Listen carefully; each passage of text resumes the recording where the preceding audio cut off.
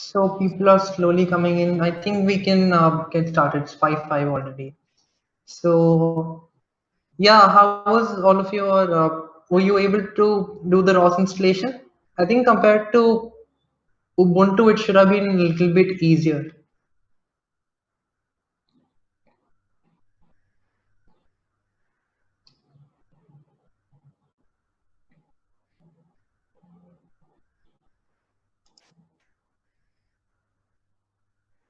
Okay, some people have done. That's good to know.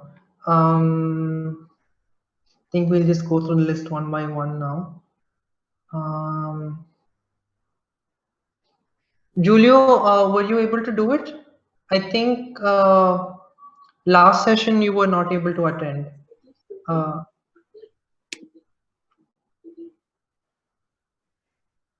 Julio? Yes, I'm here. I'm sorry, I couldn't able to attend last session, but I am here now. Yeah, no problem. Last session we were looking into any problem faced during the Ubuntu installation. I Yes. think you are done with both Ubuntu and ROS, right? Um, I have been installed Ubuntu very times, and I have no problem with that. Okay, then, yeah. And Thank you. what about ROS? I haven't tried. Okay, then. So the video is also there online. It's on the YouTube channel. I can just send the link over here. Just give me 1 second. Okay, thank you.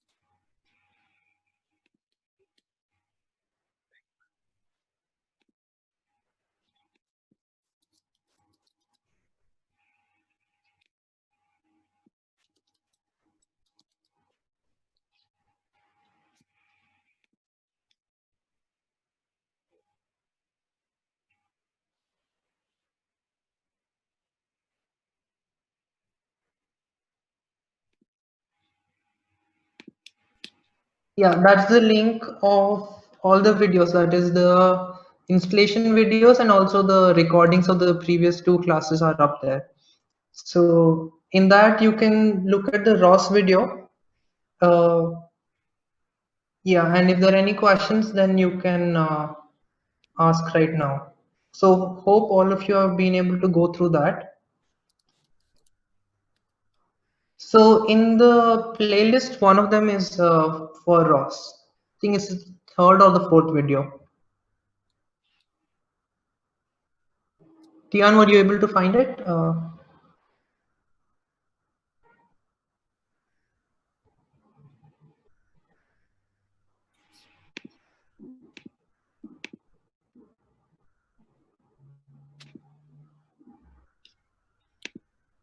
Okay, so KH Lim, you're asking, may I know the ROS Kinetic is installed under Ubuntu? Yes. So once you are logged into Ubuntu, then you should be able to go through the steps for installing ROS. So you need to boot into Ubuntu first.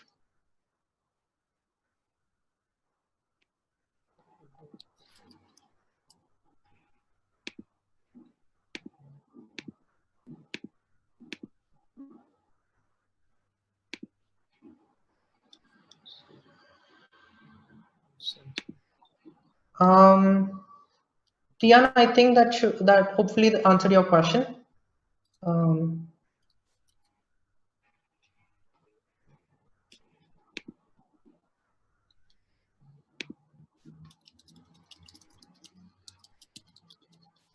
Okay, so we'll go through here. T and he, were you able to do ROS installation?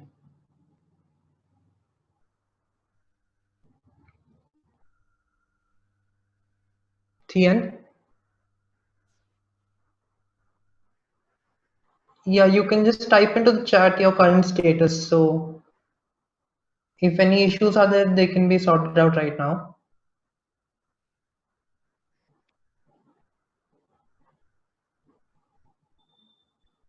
Next, we move on to Pawan Teja. Were you able to do the ROS installation?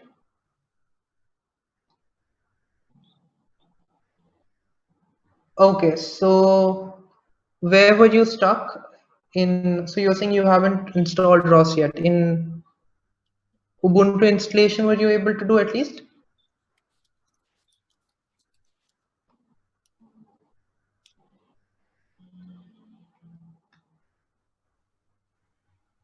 Oh, okay, so it's the same bootloader problem.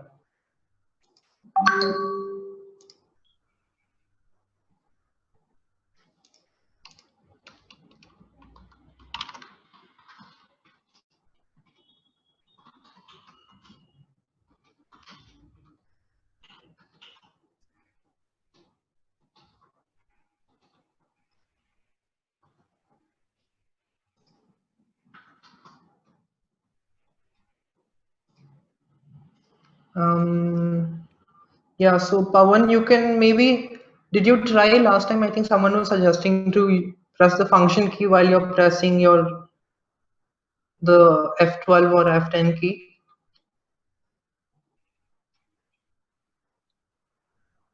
Oh, okay then.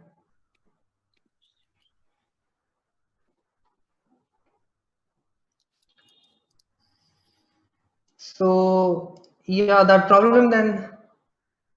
So if you tried function also, then I need to look into that once, specifically what's the problem.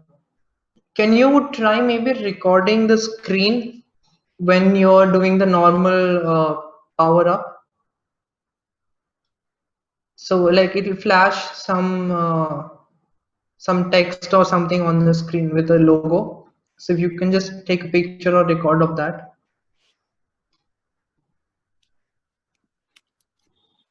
So that should most likely have the keys for to go into the boot order and the BIOS settings. So if you're unable to use the ones in the table, then you should be able to find the exact ones from there.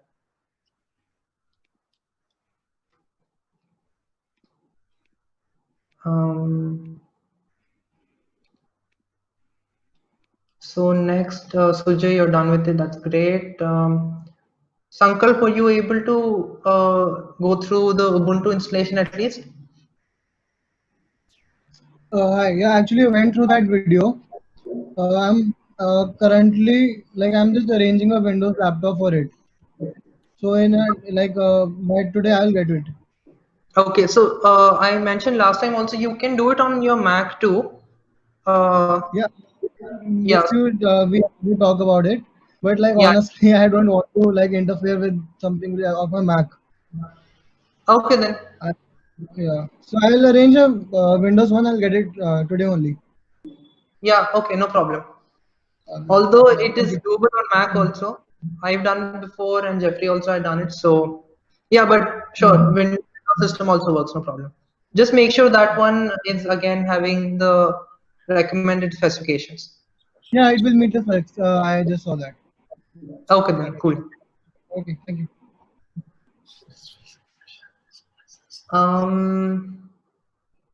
Next we have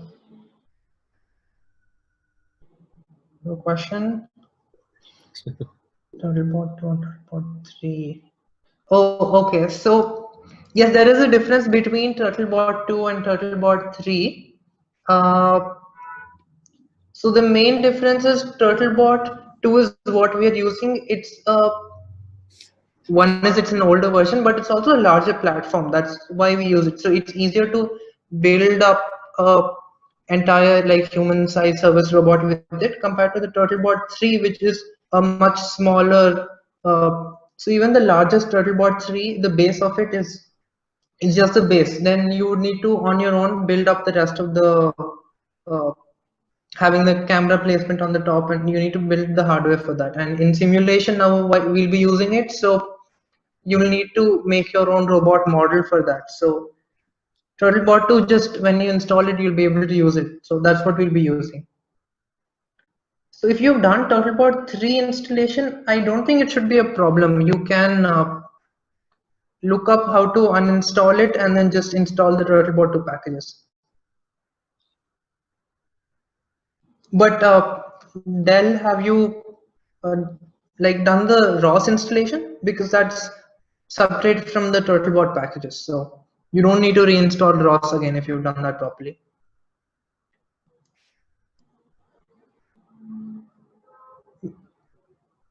Okay, so I was mentioning last time, you should be able to run ROS. So I'll just maybe share that right now.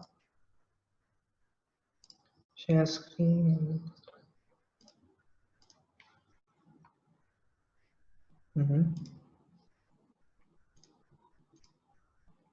So yeah,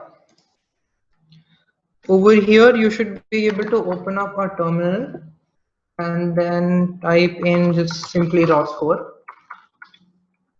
ROSCORE, and when you run that, yeah, it should show this output here. So this should be the last few lines. It should end with started ROS core service / ROS out. That means your ROS installation works properly, and then you can even see your the ROS version. It's over here showing clearly it's kinetic, so that's good.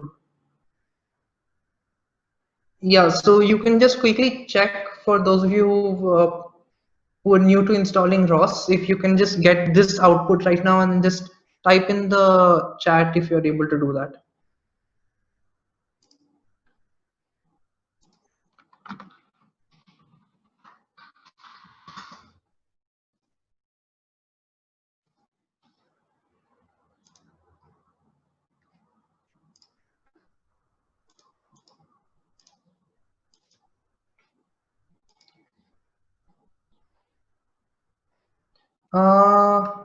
So Julio, yeah, you can use the create.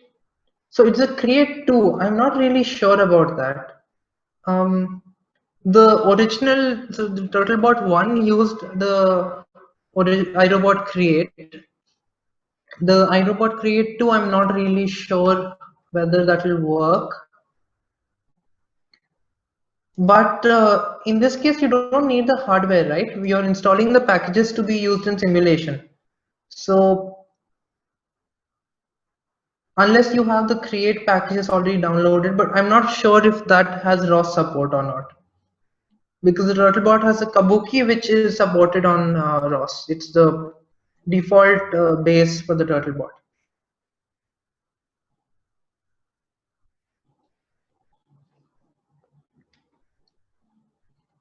Okay. So Jay, okay, then you got that output. That's cool. Then that means you're done with ROS right now. Anything else? Let's just check.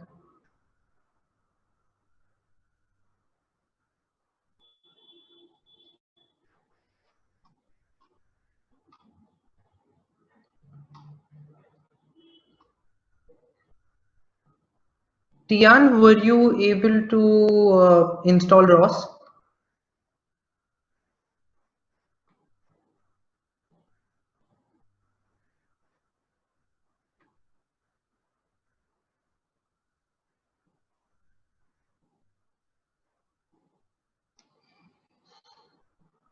Tian Xiu, hello.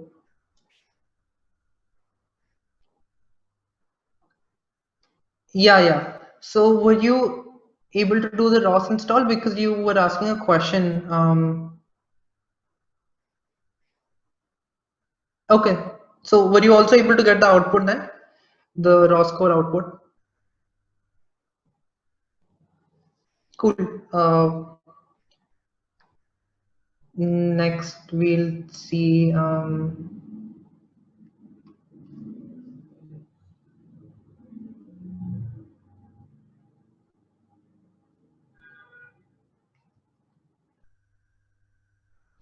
KHLim. I think you already said that you were able to do it, right?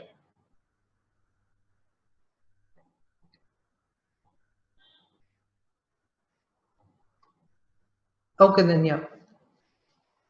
So just make sure when you're going through it that you go in the correct order, and after executing every command, so while executing the command, it's better you just copy it from the website, the ROS download the tutorials website, copy the entire command from there and paste it into the terminal, but also read the output that comes out.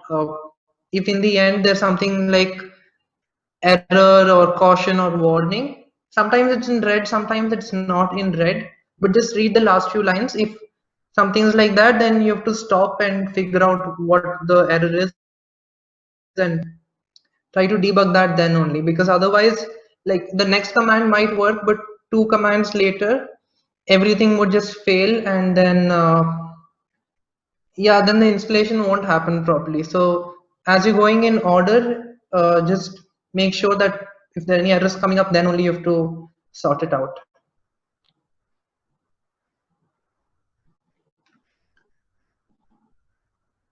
Next, Vivek, were you able to do the Ubuntu installation and the ROS installation both?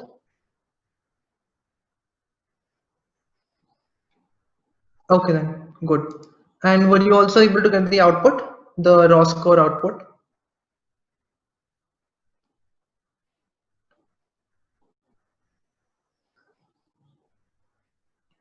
Good. Next, Arthur Wong, were you able to do the Ubuntu and the ROS installation, or were there any issues? Okay, then, and so output also must be fine then.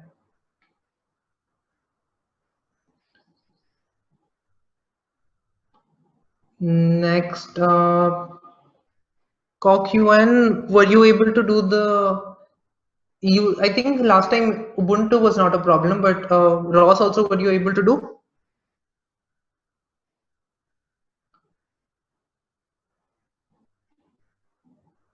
CoQN?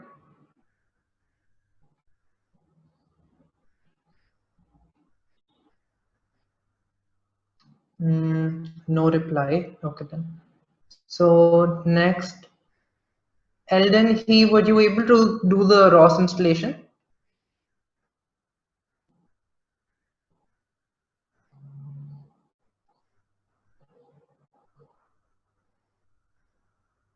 Okay then, that's good. Yeah, okay. Both of you are no problems. Cool.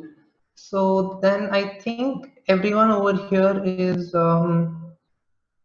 yeah, I think we went through the list once. Just checking.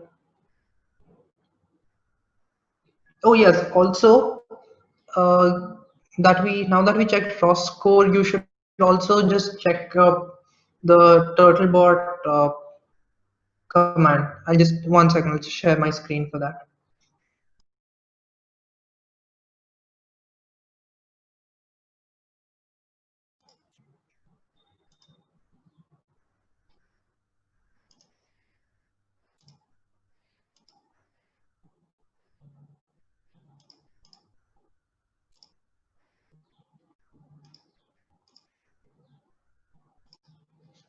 Yeah, so the terminal again, but so the ROS core is to check whether your basic ROS is able to run or not.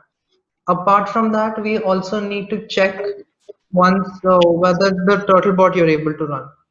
So it should be more or less the same once you do ROS, but just check once.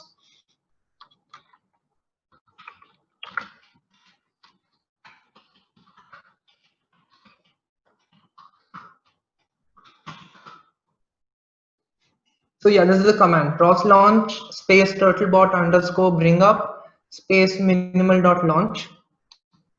So when you run this, it should have a little bit more elaborate output like that. Yep. So over here you see that, so now that it's shown all of this, we should just go to the top ones and check what it's doing. Under the summary, we see that it's opened up a lot of nodes.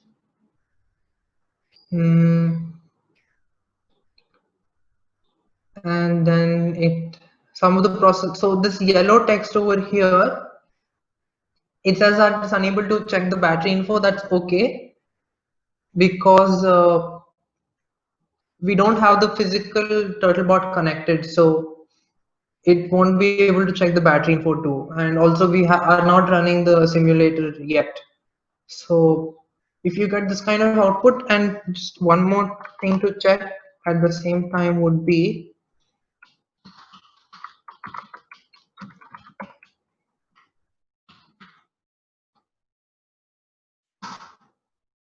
yeah, so if you just type in ROS topic list over here, so I think today, if there are no more questions, we'll maybe go into ROS, or maybe we'll do it a couple of classes later when we're going to start the speech synthesis and recognition. But when you type ROS topic list, this is what you should be able to see. So a lot of mobile base should be visible over here, and then on the top you should have STMD Velmux. That's basically the velocity controller for the robot. So later on, if you want to send any commands for it to move in any direction or like turn, then we have to send it to that topic. And yeah, so you should see the last one should be ODOM, ROS out and ROS arc. So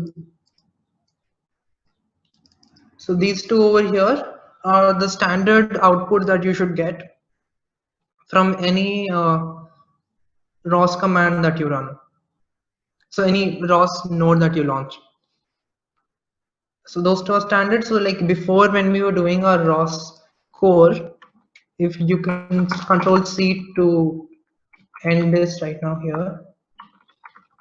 Yeah, it should show shutting down complete. That means it's done. Until then, you need to just wait for it to do, or just press Control C a few more times. And then we can type our ROS code in again. And now if we do the ROS topic list, we only see these two. So yeah, go back and close the ROS for now.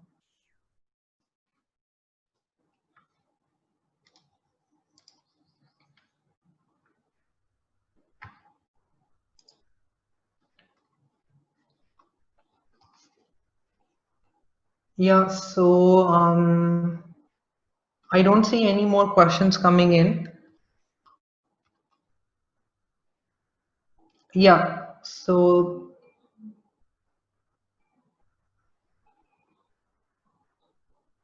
for MATLAB, I think we mentioned, Jeffrey explained about it in the first session.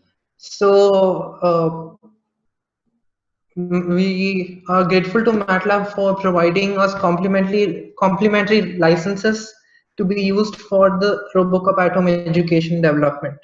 So the application form link I sent last time, I can send it again too. So you can just apply over the form over there, mentioning that you're going to be using it for RoboCup at home education. And in a few days, then you should get a reply from MATLAB people saying that, giving your account details, your license details, and you should then be able to download using that. So that will be there for 1 year.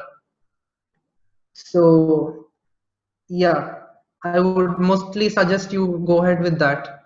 It might take a little bit time to download MATLAB. It's heavy download, but it'll be there for 1 year for you to use. And beyond that, again, if you're using it for at-home purposes, you can rewrite to them and they'll renew your license.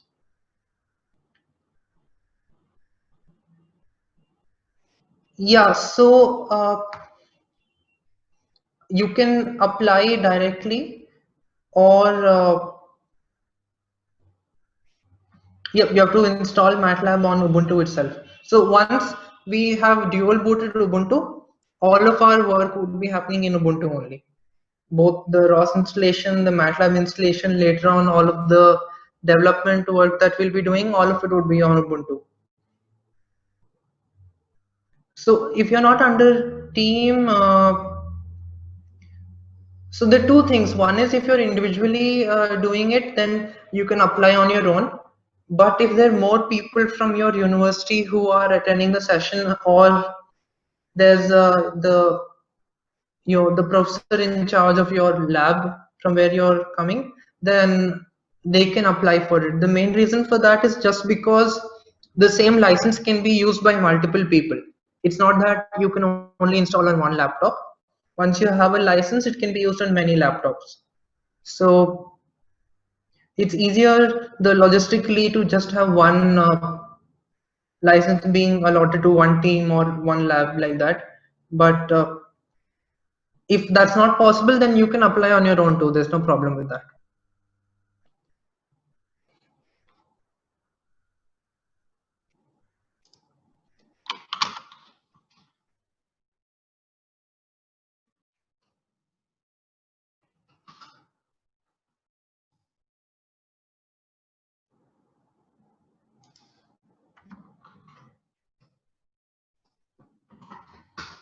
So here's a link again. In case you're not registered for MATLAB, please do so right now, because they take a few days to respond to the registration. So then by the next session, you should hopefully have your MATLAB license. And although we'll not be using MATLAB in the next few sessions, it will be used later on. But it's good to just have all the installation done first, and then we don't need to worry about it later on.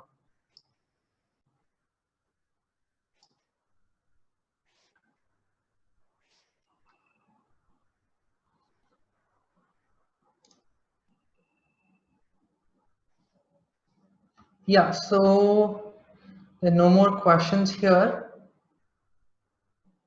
I think maybe we can, oh no, there's one question. Could you explain environment variables in ROS? I'm not clear about the topic. Okay, yeah, so I think I'll just get started with explaining ROS a little bit right now. And then we can also talk about environment variables at the same time. So, so the way ROS works is you have many different components that are distributed. So different parts of the code. So suppose you have the entire robot application. At the end, that's what we'll have. In that, the speech, so that's both the speech synthesis, speech recognition, then we'll have, say, image, then we'll have the Turtlebot itself, then there'll be the camera module, and so on. All of these different parts would be their own programs running in a separate terminal. So you'll have a lot of terminals open, and in each one of them, you'll have one program running at a time. So that's how ROS works. So it's not like you have one main program which would be running and everything would be linked to that. So in ROS, everything is separate, and what that allows you to do is develop very short code with a very specific functionality. And so between these different parts of code, for them to communicate, there's also a way through they can message each other. So they can send data and also receive data. And yeah, so that's basically overall how ROS works. To make more sense of the words that are used for ROS, you can think of it like WhatsApp. So first, when you start using WhatsApp, you need to register with the main WhatsApp server. So you need to give your phone number, your name, and other details to register for it. So when you start a ROS node, which is essentially the same as one person, you also need to provide the name of the node, the ID, to differentiate it from the other nodes.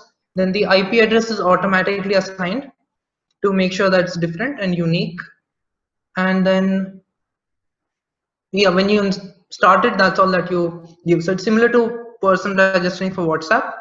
Once you're registered and you're connected, so in WhatsApp you connect to the main whatever the server is, but in ROS the node would connect to a thing called the ROS master. So that's the main server, if you might say, that will handle all of the messaging and the interaction between nodes. It will also keep track of what nodes are active right now and all of that. So once you're registered over there, then you can start, like you need to send a message out to the master saying, okay, I want to send messages on some topic. So that's like creating a group on WhatsApp or a channel. And so once you register saying there's a new channel I'm creating, I want to be sending on this channel, then you can start sending to the channel. But then like the channel is out there and there's a list of available channels, and then another program can then respond to it or like receive the information from there. So suppose we have one node represented by me, for example. I'm sending out information to the ROS master over a particular topic or a channel that is being used. That topic would then again have a name, and there'll also be a specific type of data that you can send. So in some cases you can only send a string, then other topics would be like numbers, or more complicated ones would be like twist messages. So what they are basically the entire position, orientation, velocity of the robot. So that's like very large uh, formatted message, and that can be sent. Then you also have a similar thing being used for velocity commands, and you can send entire maps and images and different things too. So most of these are built-in message types that are available from ROS.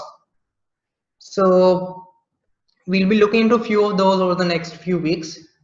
And so once you've established that in your channel, then you can send, I can send messages to the ROS master over the channel, and then someone else can subscribe saying, I want to listen to this channel, and so it'll tell the ROS master saying, give me all the information. Suppose Yash would be subscribing to there, then he can get all of the information I will be sending. As soon as I send it there, it will be a copy would be received by him too. So that's basically how communication works in ROS between the different nodes.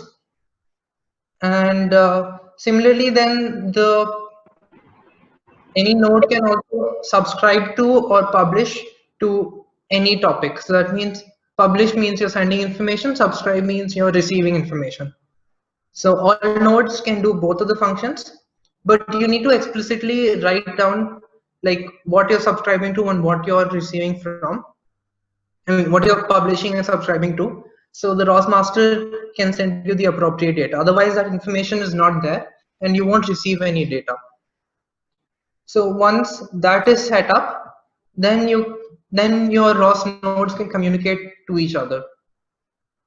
And then once you leave, and then the ROS master would register that you're no longer there, and the information will not be sent to the node because it does not exist anymore. So that's basically how ROS works. When we talk about environment variables, that's something that's not specific to ROS. It's also for many other programs. So even in the Ubuntu, it's like when you open up a terminal and then you type env, you will get like a very long list of all of the possible environment variables. So I'll just maybe share that.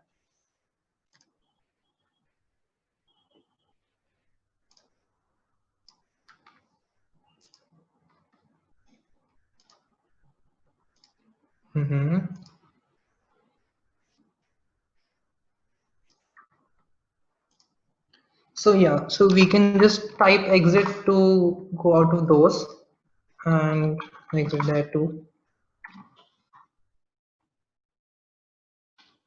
So here if we type env, and then we can do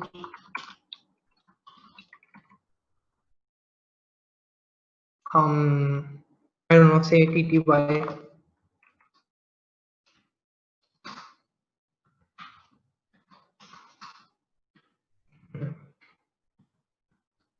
That's all. Okay.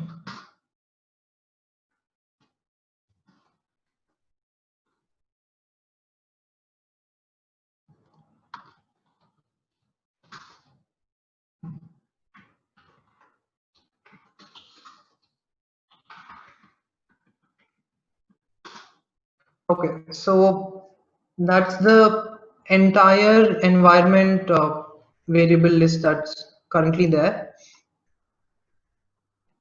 So you can see some of them are Turtlebot and some of them are ROS related, but some of them are just like the shell. So it's bin and /bash and the terminal and the what's being used. So these are like environment variables established by Ubuntu itself. So what the purpose they serve is to have certain parameters or certain, suppose like the location of particular files or where the program to execute a terminal is located. So those kind of things are standardized and they can be set, and then any terminal program can then access those set of variables. So instead of like hard coding it into the program or like passing it as a command line argument, this is a better way to have the same thing that's shared by many programs. So like I was saying, ROS, we'll have like around, I don't know, maybe 5 to 10 terminals and different programs running at the same time. So we don't want to input our variables for ROS, like where our map file is located and things like that for each one of them. So we need to do graph. Hello. So here you can see under ROS we have these. ROS root is the location of the ROS folder, and under that you can have soft links to the different folders that are located. So similarly, the package path, the URI, this is an important one. So this is the basically like the IP address that's given to the ROS master.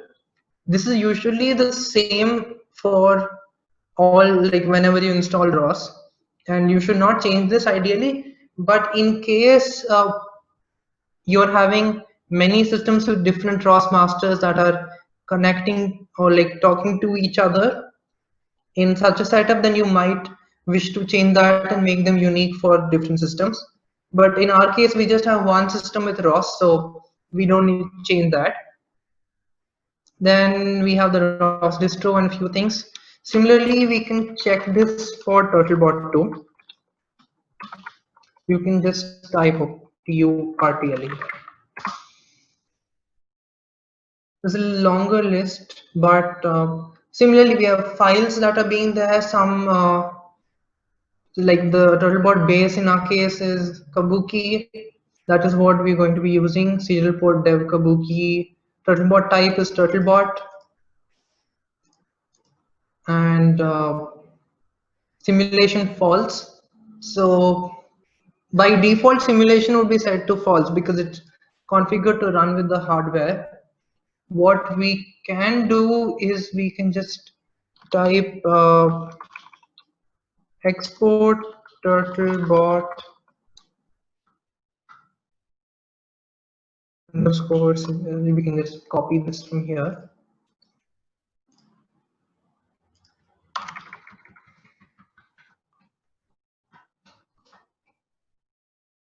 That's false. We can change it to true. And now when we show our variables again, we see that it's shown as true over here. So yeah, that's one of the things that we would need to keep in mind later on when we're running the simulation. Few of these things have to be changed. Similarly, there'll also be one for the, here we go. 3D sensor. So by default, it's set to work for the Asus Extreon Pro, but in our case, we wanted to run the Kinect.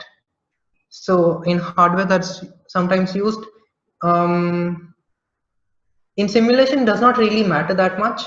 But if you do know that you have a particular sensor available, like if you have a Kinect sensor available in your lab, and later on you'll most likely use that, or you can connect that up to be used like to test the image processing, and you want the same thing to be running in simulation too, then you can change this, and in the simulation later on you'll have that sensor appearing, and the video output will be similar to the same sensor in real life.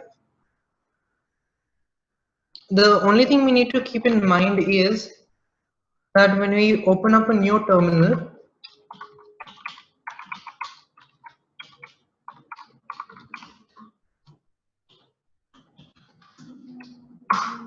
and then do the same environment variables, we see Turtlebot simulation is now false, whereas initially we set it to true last time.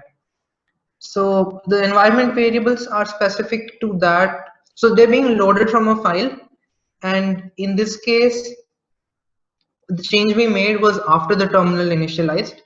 So to make sure that it's permanently going to make simulation to be true, because we'll be working on simulation only for some time right now, what we can do is do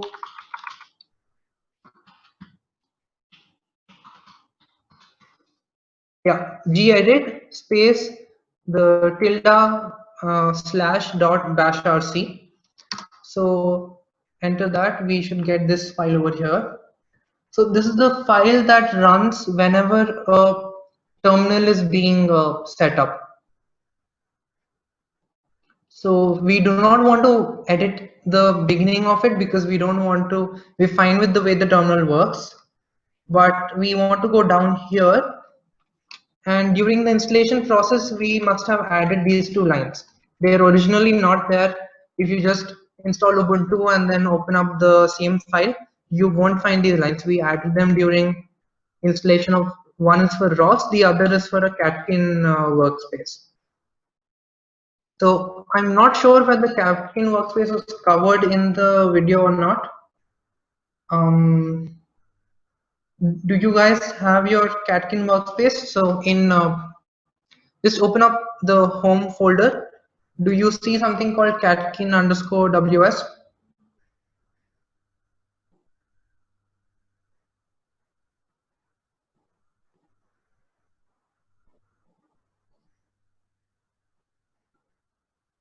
Okay, the other people, do you see it too? I'm not really sure whether it was there in the video or not. So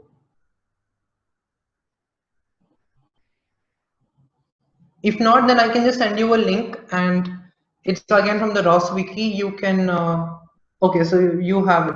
Good. So if you don't have it, also I can just send a link, and you can check the installation from there. Okay, Vivek, oh, you don't have, so I can just send a link then. After we finish this up, I'll send the link. So it's a small setup. By the end of it, you'll have the workspace up and running. We can also cover it in the next class in case there are a few doubts, or just to like show it on screen also once. So anyway, back to what we were doing over here. Below these two lines, we need to enter the export command that we had written over here.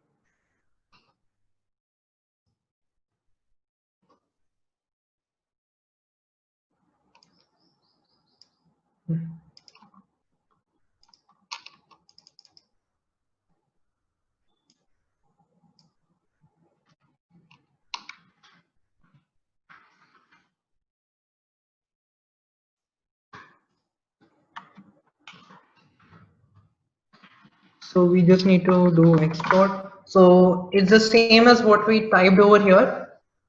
Only thing is we now add it here, and we see that there's this star over here in the beginning right before the file name.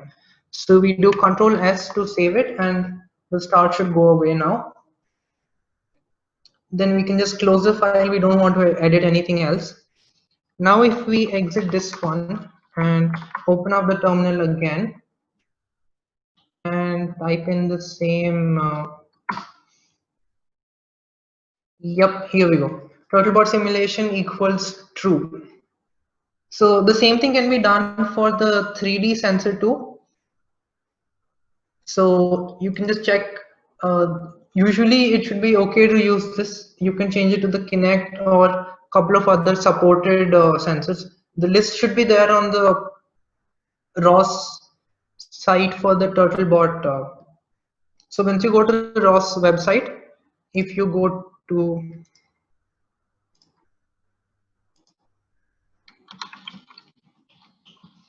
so you can just go to the ROS wiki and tutorials, that's okay.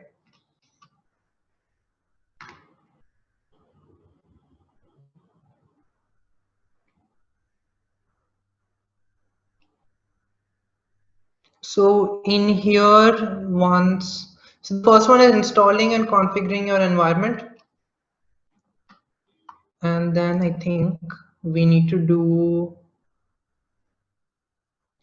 yeah, so you also have over here a little bit of explanation about ROS nodes, topics, servers and parameters. We're not going to go into right now, but a few more things about ROS, you can go through them here. It explains and then also gives you a few things to run and then to check the output. So over here, install ROS, this is what we should have done already. And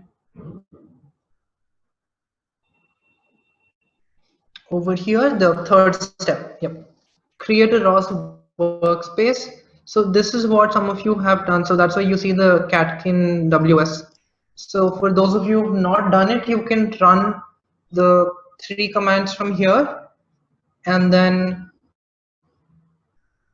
yeah, so that should be it. Just the first set of 3 commands. And then we can open up the, let's clear this for now.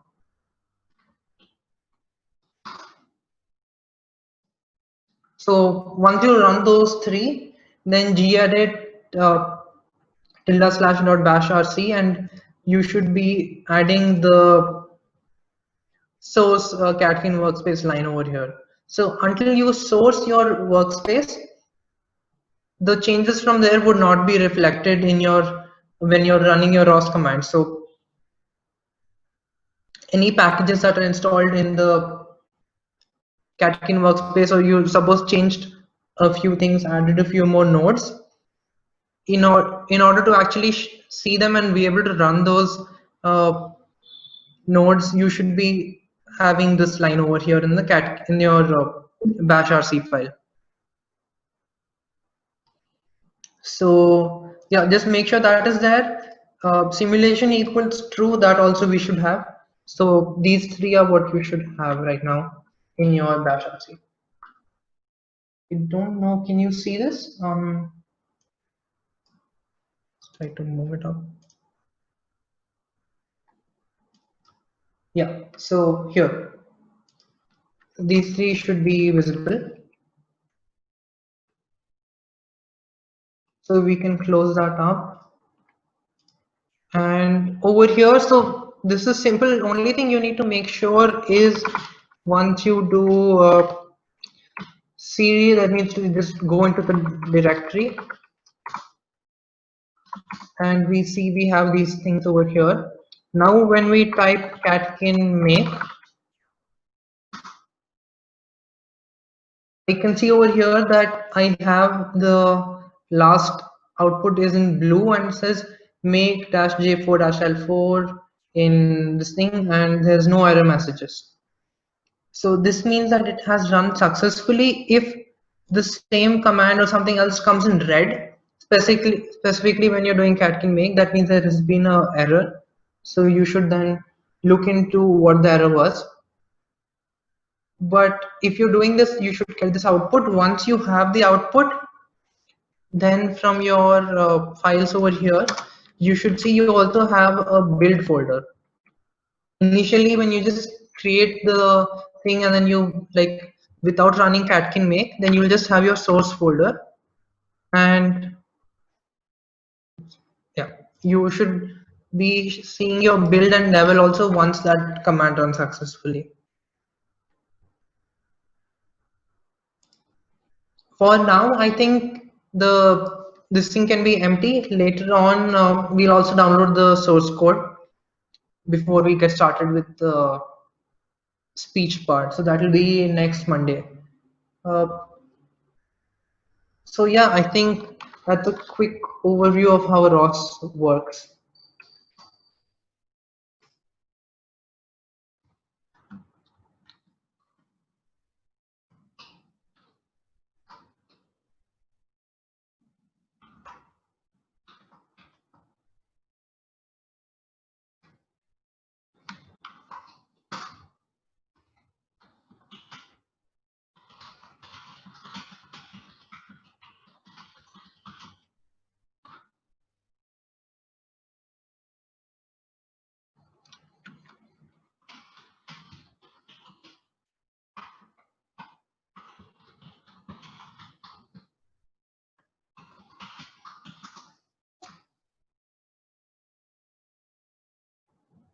Okay, so I don't think we have any other questions.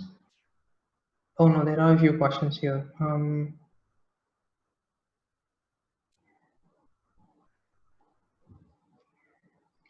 Just give me 1 second to go through these things here.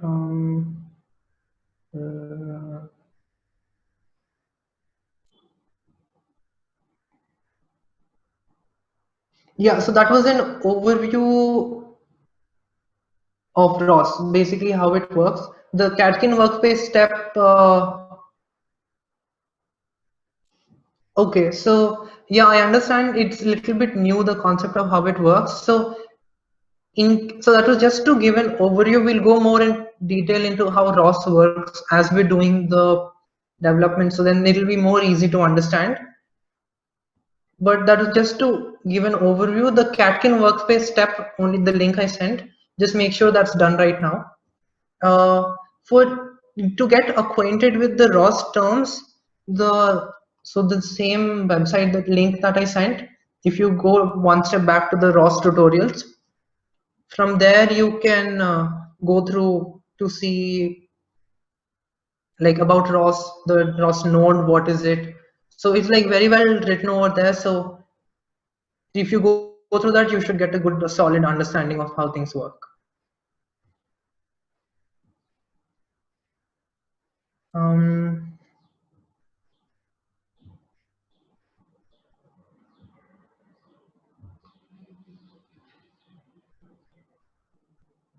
So the environment values are basically stored and loaded into the terminal when it's being initialized. So unless we explicitly set in the bash RC file that we want some particular environment variable to be set, or we want to say source a particular bash file like we did for the Catkin or the ROS, that means that ROS would then be initialized as the terminal is being initialized. You don't need to do that again. So the bash RC file is what's run when any terminal is being created. So that saves you a little bit of commands that you have to run and remember to. So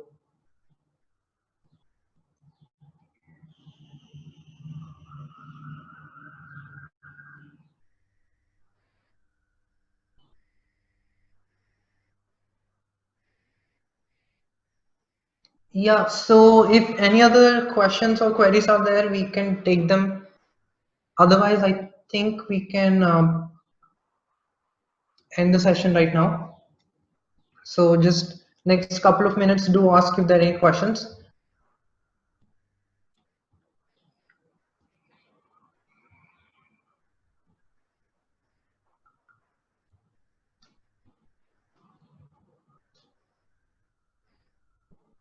Okay, so I don't see anything coming in. So yeah, so that's it for ROS. Whoever is still yet to do the ROS installation, you can go through it. And the links that I sent over here, I'll send them on the WhatsApp group too, so you can refer to them.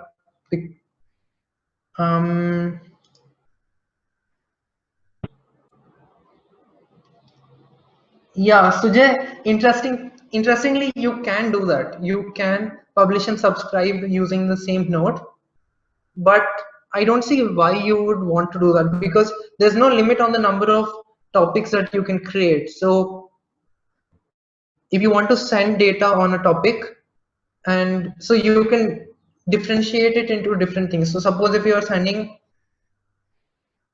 information such as like I'm taking an example of what we'll be doing next week. When you're speaking to the robot, the node has to process the speech and publish some text that you're actually saying. So you will have the human output or human speech, something like that would be the topic name for that. And then the other side would then be something like, say, TTS text or something like that, the text which has to be spoken by the robot. So ideally it's better to just split it as much as possible. That's where also the slash thing works really well. So like you saw for the Turtlebot, you have mobile base. So all of the mobile base related topics, they start with slash mobile base slash dot dot dot whatever is the name over there.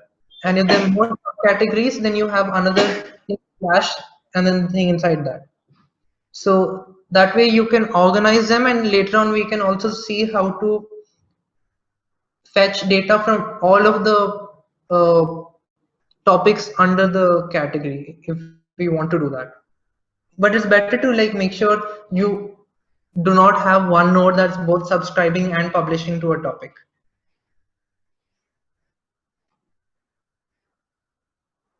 Also, if you want to know a little bit about how publishing and subscribing works, then from the ROS tutorials, you can go through the Python publisher and the Python subscriber ones.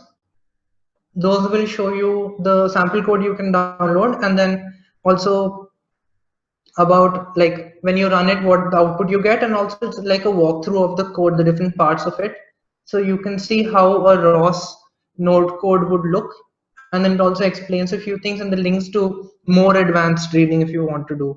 So I would advise everyone to go through those things. I'll send the links also here. And yeah, that should be it before next time. And next time would be MATLAB. So for MATLAB, once you get your license, then you can go ahead with the install. The video, I'm currently editing it, so I will most likely, it should be uploaded by tomorrow evening. I'll send the link to that too on the WhatsApp group once it's done. But otherwise too, you should be able to go through MATLAB on your own. You have to download a file and then unzip it, and then when you go through installation, there's a window, so you have to go through the steps. But yeah, anyway, I'll make the video and like I'll edit the video, and then it should be uploaded tomorrow evening.